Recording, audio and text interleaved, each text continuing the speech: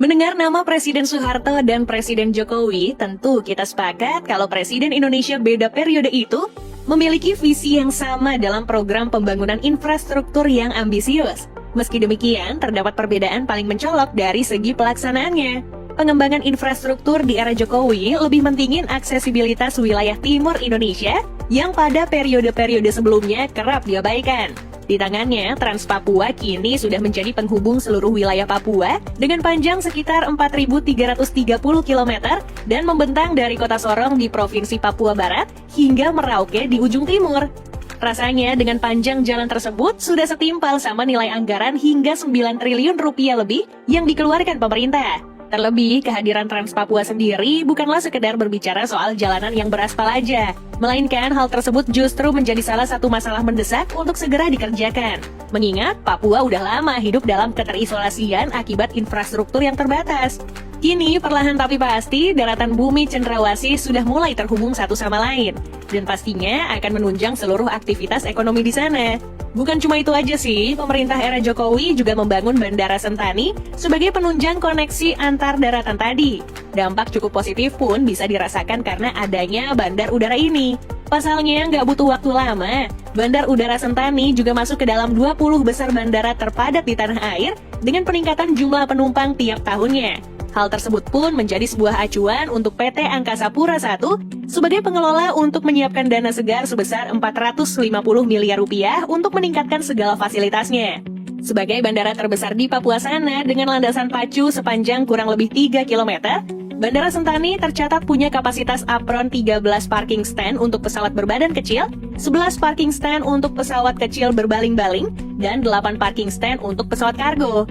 Ya nggak heran lah kalau 9 maskapai udah ada di sana buat ngelayanin penerbangan komersial dan 6 maskapai untuk terminal kargonya. Wih, udah lumayan sih. Semoga aja cepetan nambah ya.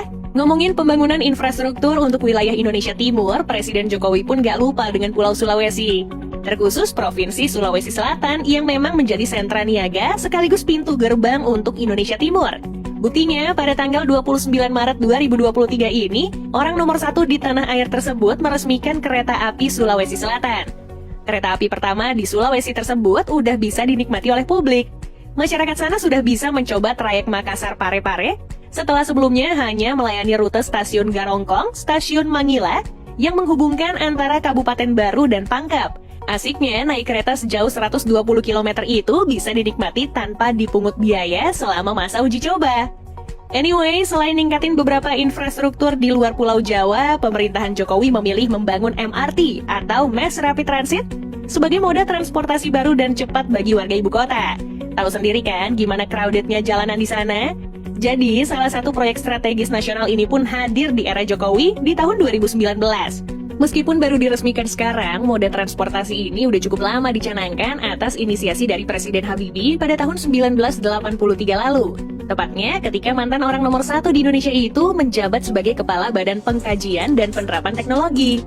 Nah, di antara deretan infrastruktur yang dibuat pada era Joko Widodo, ada satu yang dibangun dengan menggunakan teknologi modern dan desain yang futuristik di atas lahan 422.804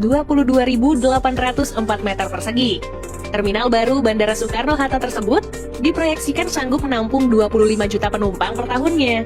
Selain bertambah dari segi kapasitas, kalau berbicara soal keamanan, gak usah diragukan lagi. Soalnya terminal ini sudah dilengkapi sama baggage handling system tingkat 5 yang gunanya untuk mendeteksi bahan peledak. Wah, rasanya fair aja ya kalau dananya mencapai 600 juta US dollar atau setara dengan 9,3 triliun rupiah.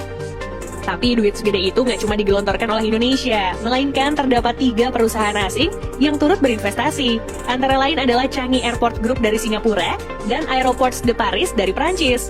Berbeda dengan cara Soeharto yang rata-rata pembangunan infrastruktur didanai oleh pemerintah, meski tetap berstatus pinjaman dari luar negeri. Seperti ketika membangun Bandara Soekarno-Hatta pertama kali, tepatnya pada awal tahun 70-an. Melalui bantuan dari United States Agency for International Development, pemerintah mulai mengkaji beberapa lokasi untuk dijadiin bandara. Setelah melakukan riset ke sana kemari untuk menentukan lokasi, pemerintah kemudian menjatuhkan pilihannya ke lokasi Cengkareng. Pembangunannya pun dimulai dengan 3 landasan pacu, jalan aspal, 3 bangunan terminal internasional, 3 terminal domestik, dan 1 terminal haji. Seluruh pembangunan itu memakan biaya sebesar 1 juta dolar Kanada. Anyway, demi menunjang aksesibilitas menuju Bandara Soekarno-Hatta, pemerintah zaman The Smiling General langsung menyiapkan jalan tol Profesor Dr. Insinyur Sediatmo.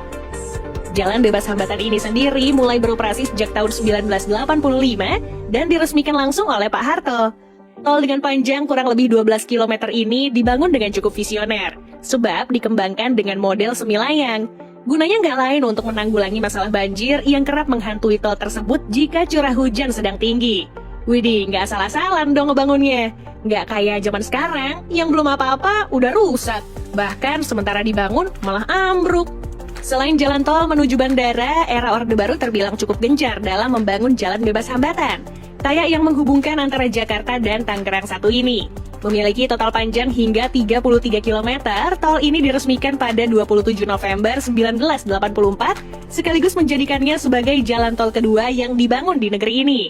Kini, jalan tol tersebut telah menjadi media penghubung untuk beberapa ruas tol lain yang ada di ibu kota. Nah, kalau jalan tol pertama di negeri ini, namanya Tol Jagorawi, yang merupakan akronim dari Jakarta, Bogor, dan Ciawi. Pembangunan Tol Jagorawi sendiri menelan biaya anggaran sebesar 350 juta rupiah per kilometernya. Nilai yang lumayan gede sih, mengingat kurs rupiah kala itu masih di angka 2.000-an rupiah. Ya, positive thinking aja ya. Ingat, positive thinking. Dimulai pada tahun 1973 lalu, diresmikan pada 9 Maret 1978 oleh Presiden Soeharto. Rupanya masih banyak yang belum tahu nih, kalau sebenarnya tujuan awal pembuatan jalan ini bukan diperuntukkan sebagai jalan tol. Tapi makin kesini, pemerintah kala itu mulai mikir besarnya biaya maintenance dan gak pengen lagi membebankan ke APBN.